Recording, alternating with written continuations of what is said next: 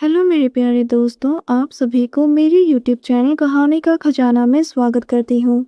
I hope आप सभी लोग खुश होंगे, स्वस्थ होंगे।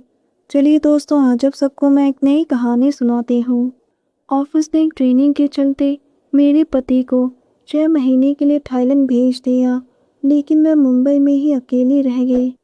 रात को जब मैं अकेली बिस्तर पर लेटती थी तो अपनी आंखें बंद करके बस यही सोचती थी कि मेरी ज़िंदगी में कितना खालीपन सा है। अब मुझे रातें बहुत ही लंबी लगने लगी थी। मैं खुद को बहुत तन्हा महसूस करने लगी। उस दिन मैं इंस्टाग्राम में कुछ देख रही थी, तभी एक डीएम आया।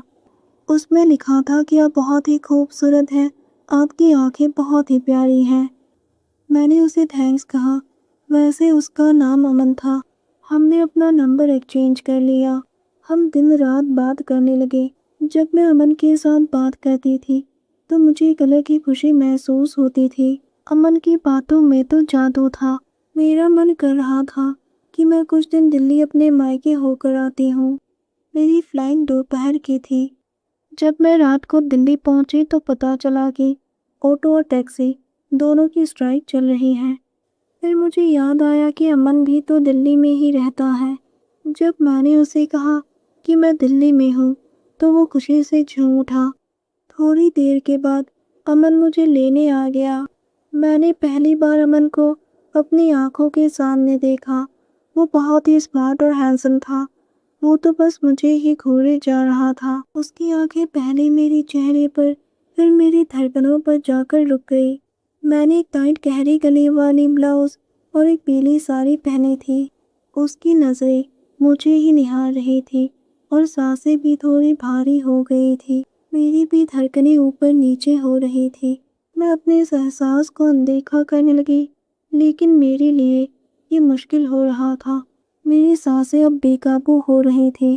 पहली मुलाकात में ही मुझे कुछ अलग ही महसूस हो रहा था, जो मैंने पहले कभी नहीं की थी। दोस्तों, चैनल पर पहली बार आए हैं तो इस वीडियो को लाइक शेयर और सब्सक्राइब करें और एक प्यारा सा कमेंट ज़रूर कर दें।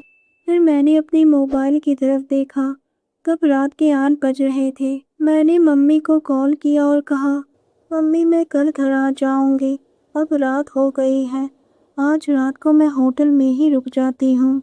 बातें खत्म होने के बाद उसने कहा, अनुष्का तुम्हें होटल में रुकने की कोई ज़रूरत नहीं है, तुम मेरे घर चलो। मैं चुपचाप उसके साथ उसकी गाड़ी में बैठ गई। जब वो कार चला रहा था तो उसके बदन से एक अजीब सी खुशबू आ रही थी, जो मुझे और बेचैन करने लगी। उसकी भी आंखों में चाहत साफ दिख रही थी। हम घर पहुंच गए। घर पूरी तरह से खाली था। उसके घर में उसके अलावा और कोई नहीं रहता था। पहले तो हमने खाना खाया, फिर हमने 1 घंटे तक बहुत बातें की। माहौल बहुत ही खुशनुमा बन गया था। उसके बाद अमन ने मुझे मेरा कमरा दिखाया। मैं सो तो गई थी, लेकिन मुझे नींद नहीं आने वाली थी, क्योंकि मेरा मन बहुत ही अशांत था। कुछ देर के बाद अमन कमरे में फिर से आया। उसे देखकर मैं बहुत ही खुश हो गई। उसने म्यूजिक ऑन कर दिया और पूछा, क्या तुम वाइन पीती हो? मैंने कहा, हाँ मैं पीती हूँ। हम दोनों पीने लगे और साथ में डांस भी कर रहे थे। डांस करते हुए हम दोनों एक दूसरे के करीब आ गए। अमन का हाथ मेरी कमर पर था। मेरी धड़कनें उसकी छाती से टकरा रही थी। उसी वक्त बिजली चली गई। कमरे में अंधेरा हो गया। सिर्फ हमारी सांसें ही चल रही थी। उसने कहा, मैं तुमसे बहुत प्यार करता हूँ और आज मैं तुम्हें खुश कर दूंगा। उसकी सांसें मेरे कान में पड़ रही थी। उसकी हाथ मेरी धड़कनों को और होठ मेरे होठों से दब रही थी। फिर अमन ने मुझे हर एक पर्दे से आज़ाद कर दिया। मेरी धड़कनें तेज हो गई। अंधेरे में ही वो आगे बढ़ने लगा। मैं भी बेकाबू होकर कराहने लगी। मैं तो उस समय 7वें आसमान में थी। फिर हम दोनों वहीं पर सो गए। सुबह की रोशनी जब हमारे चेहरे को छू रही थी, तब जाकर मुझे होश आया। पति की कमी और अकेलेपन ने मुझे अमन के करीब ले आया।